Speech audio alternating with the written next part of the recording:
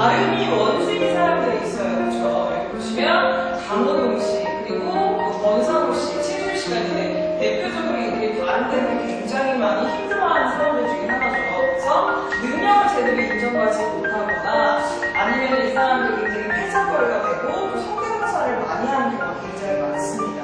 자, 한번 책 한번 살펴보도록 할게요. 110페이지 한번 보도록 하겠습니다. 자, 보시면 발음 때문에 손해를 볼 수 있다는 것을 여러분 아는가? 라고 첫 문장이 나와 있어요. 자, 특히 쉬운 이를 발음이 정확하지 않아 교정을 원하시는 분들이 상당히 많다라고 책에 나와 있습니다. 또는 혀 짧은 소리권에 새소리가 강하게 들려서 어떻게 해야 할지 모르는 분들도 있습니다. 그리고 발음이 뭉개지면서 귀여운 척을 한다거나 또는 이렇게 발음이 정확하지 않으면 손해를 볼 수 있다라고 이야기를 하고 있는데요.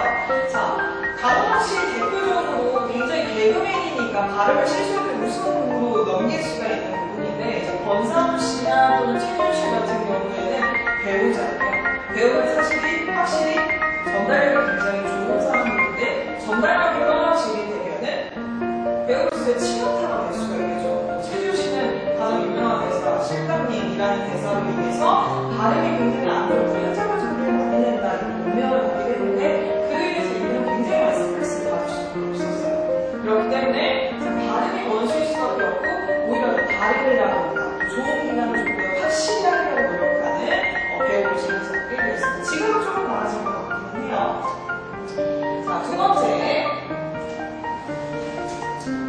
발음 때문이죠. 자, 그럼 좋은 기관이 무엇인가 한번 살펴보도록 할게요. 자, 말소리를 만드는 데 쓰이는 신체 기관을 바로 좋은 기관이라고 합니다. 자, 이 전체를 들으면 좋은 기관이라고 얘기를 해요. 그래서 이쪽으로 화살표 하나를 보시게 되는데, 자, 혀도 위로 올라간다는 걸 느끼실 수가 있죠. 그래서 우리가 말소리를 만드는 데 쓰이는 신체 기관을 이 기관을 다 말을 하지만, 실질적으로 우리가 말을 하려면 혓바닥을 많이 움직이면서 소리를 내고 있다는 점을 아실 수가 있어요. 이런 좋은 기관을 통해 어떤 좋은 기관이 있는지, 그 좋은 기관이 어떻게 진행이 되는지 한번 살펴보도록 할게요.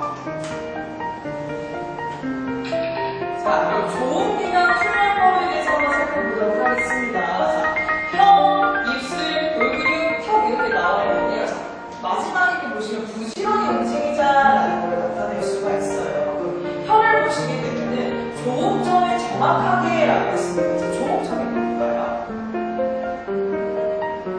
모르겠죠. 그래서 우리가 이야기를 하는 데 있어서 네 하시게 되면 혀의 위치가 어디에 가나요?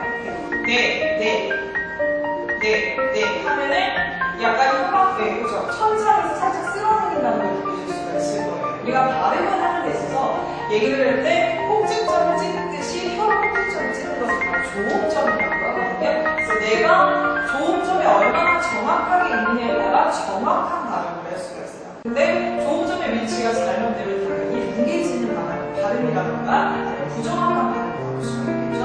자, 그럼 입술 한번 보도록 하겠습니다. 자, 입술 이중모음에 특히 신경을 써라 라고 했습니다. 자, 이중모음은 뭔지 아시죠? 네, 알 것 같기도 모를 것 같기도 하고요. 자, 이중모음 같은 경우에서 와, 워, 왜, 예, 여 이런 모음을 바로 이중모음이라고 해요. 어와 오 이거에 하나가 더 플러스가 되는 이중이잖아요. 그래서 이중모음에 특히 신경을 써라 하는데 이중모음은 사실 입술을 많이 움직여야 돼요. 입을 많이 움직여야 되는데 오랑 아가 붙은 게 이제 와가 되는데 자, 기존의 수강생들을 보시게 되면 와를 아라고 하시는 분들이 굉장히 많아요. 과자를 가자라고 하시는 분들이 많고 과일을 과일이라고 하시는 분들이 많으세요. 그렇기 때문에 이중모음을 조금 더 특히 신경을 쓰게 되면 확실히 발음이 정확해진다는 것을 느낄 수가 있어요. 그리고 볼근육을 한번 살펴보도록 하겠습니다. 볼근육 같은 경우에는 굳어있기 쉬운 부위이기도 한데요. 사실 우리가 볼근육 많이 움직이진 않아요. 팔이랑 다리에 비해서 많이 움직이지 않는데 그러다 보니까 굉장히 말을 하는데 좀 버겁거나 아니면은 조금만 말해도 경련이 일어나거나 아니면은 볼근육이 굳어있기 때문에 발음이 정확해질 수가 없겠죠. 입을 많이 움직여야 되니까. 그래서 굳어있기 쉬운 부위이기 때문에 최대한 볼근육을 풀어주면서 말씀을 해주신다면 굉장히 도움이 되죠. 그래서 아나운서들이나 방송인들을 자세히 보시게 되면은 스텝바이크 들어가기 전에 입을 굉장히 많이 풀어요. I, O 이런 식으로 볼근육을 많이 풀어요. 얼굴도 많이 만져주고 그게 조금 더 유연한 발음을 하기 위해서 굳어있기 쉬운 부위를 풀어주게 됩니다. 그럼 턱을 한번 보도록 할게요. 자, 턱을 내리자라고 했어요. 자, 턱을 내리자 어떻게 내릴까요? 이렇게 내릴까요? 왜 이렇게 내리는 게 아니라 턱은 아래로 이 턱을 내리자라고 해요. 그래서 사실 사람들이 이야기를 할 때 턱을 내리면서 말한다고 그러거든요. 그러니까 복화술처럼 얘기하시는 분들이 굉장히 많아요. 그래서 아니 이런 식으로 얘기하시는 분들이 굉장히 많으신데 그게 아니라 안녕하세요. 아, 네, 그렇군요. 자, 이런 식으로 턱을 내리는 습관이 진행이 되면 확실히 정확한 발음을 내는 데 도움이 될 수가 있습니다. 자, 책 114페이지 한번 해보도록 할게요. 자, 114페이지 보시면 좋은 기관 실습 예문이 있습니다. 자, 하나 협불